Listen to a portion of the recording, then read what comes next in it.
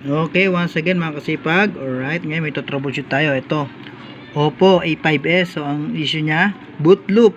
Pag binuksan mo siya, after a minute, maglo-load siya ganyan and then mamamatay na rin.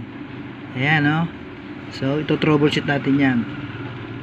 Yung mga gantong issue, mga ganyang issue, kalimitan nagiging sira niyan, battery, switch, or yung board. So, ngayon, ito troubleshoot natin siya para makita natin ang problema. If battery lamang maging problema, pwede pa nating i-repair yan kaysa bumili ng bago. So, okay. Yan. Ulit-ulit lang siya. So, bubuksan natin siya.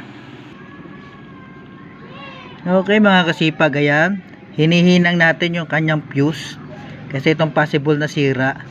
So, okay yan. Nahinangan na natin. Then, ikakabit na natin siya sa unit. So, nakakapag-repair lang tayo pag day off natin or pag uwi sa work. Kaya minsan dito pag uwi ko, ayan, may i-repair na. Sideline lang naman to. Alright, okay, babalik na natin siya. So ayan, buksan na natin mga kasipag.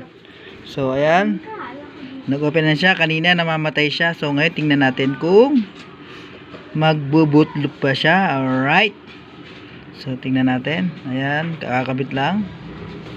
So baka may encounter yung ganitong sira. So may pagkakataon na pwedeng magawa nyo siya ng kahit nasa bahay lang kayo, magagawa nyo siya. Alright, so tingnan natin. Ayan, hindi siya namamatay.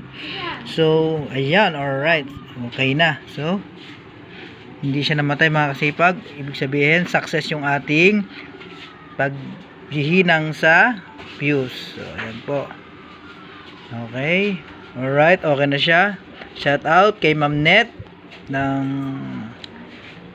Sitio Cabarita, Santo Domingo Bay, Laguna. So okay na po yung cellphone nyo. Makukuha nyo na po yung files nyo dito sa inyong unit. Alright. Okay, once again, salamat.